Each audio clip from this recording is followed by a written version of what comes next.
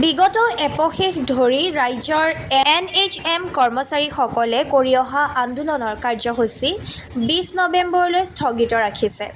আন্দোলন চলি থাকিলে কেনেকৈ আলোচনা হ'ব বুলি মুখ্যমন্ত্ৰী ডক্টৰ হিমন্ত বিশ্ব শৰ্মাই কৰা মন্তব্যৰ প্ৰতি সন্মান জনাই অহা 5 দিনৰ বাবে আন্দোলনৰ কাৰ্যসূচী স্থগিত ৰখাৰ বিষয়ে প্ৰকাশ কৰিছে আন্দোলনকাৰী সংস্থাৰ নেতৃত্বই। নমস্কাৰ।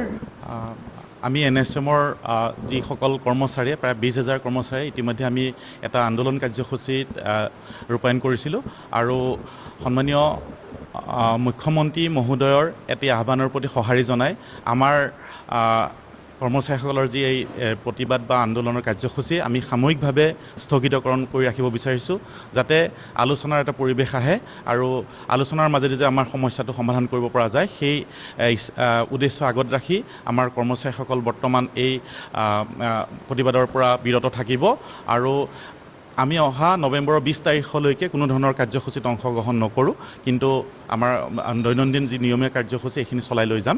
কিন্তু যদি 20 তাৰিখলৈকে কোনো ধৰণৰ সঁহাৰি বা আলোচনাত তেখেতলোকে আমাক কোনো ফলপ্ৰসূ সিদ্ধান্ত দিব নোৱাৰে, তেতিয়াহ'লে কৰ্মচাৰীসকলৰ সিদ্ধান্ত মৰ্মে পুনৰবাৰ বিবেচনা কৰি হয়তো প্ৰতিবাদী কাৰ্যসূচী আৰু প্ৰবলকৈ আমাৰ ৰূপায়ণ কৰাৰ ব্যৱস্থা গ্ৰহণ কৰা হ'ব।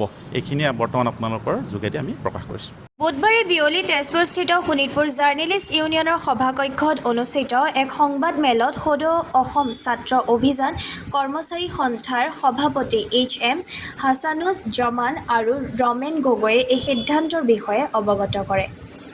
মই সকলোকে ধন্যবাদ জ্ঞাপন কৰিছোঁ যে আপোনালোকে আমাৰ কাৰণে অলপ সময় উলিয়াইছে বা অসমৰ জনসাধাৰণৰ হিতৰ কাৰণে আমি যি ক'ব আহিছোঁ, ইয়াত ক'বলৈ ওলাইছিলোঁ সেইখিনি সময় তাৰ বাবে মই ধন্যবাদ জ্ঞাপন কৰিছোঁ। আমি NHMৰ কৰ্মী, আমি আজি যোৱা 15 দিন ধৰি আজিলৈকে একেৰাহে আমি আন্দোলন কৰিলোঁ অসমত আৰু আন্দোলনৰ উদ্দেশ্য আছে, আমাৰ কেইটামান দাবী আছিলে, সেই দাবীসমূহ পূৰণ কৰাৰ ক্ষেত্ৰত কাৰণ আমি ন্যূনতম মাননীত NHMত কৰ্মৰত অৱস্থাত আছোঁ। এই ন্যূনতম মাননীত আমাৰ সংসাৰ নচলা হৈছে বা আমাৰ NHM কৰ্মীৰ খুবেই দুৰৱস্থা। আমাৰ যেনেকুৱা ডেথ বেনিফিট, পেঞ্চন স্কিম এইবিলাক একো নাই। ডেথ বেনিফিট আছে যদিও বহুত নিচেই মানে কম। এই বিভিন্ন ধৰণৰ সমস্যা বা পে স্কেলৰ কথা বা equal pay for equal work এইবিলাকৰ দাবী লৈ পেলাই আমি আজি 15 দিন ধৰি আন্দোলন কৰিলোঁ, সচলত কৰিলোঁ, জিলাভিত্তিক কৰিলোঁ। গতিকে এই আন্দোলন কৰাৰ পিছত মানে আমি এতিয়ালৈকে চৰকাৰৰ ফালৰ পৰা কোনো ধৰণৰ মানে হেৰি পোৱা নাই যে আমাৰ লগত আলোচনা কৰিবনে নাই, সেই ৰাস্তাটো দেখা পোৱা নাই এতিয়ালৈকে। কিন্তু যোৱা 2 দিন আগত আমাৰ মুখ্যমন্ত্ৰী ডাঙৰীয়াই দুই জেগাত মানে একেবাৰে কৈছিল, বৈদ্যুতিন বিভাগৰ আগত বা আপোনালোকৰ আগতে কৈছিল যে আন্দোলন চলি থাকিলে আলোচনা কেনেকৈ সম্ভৱ হ'ব।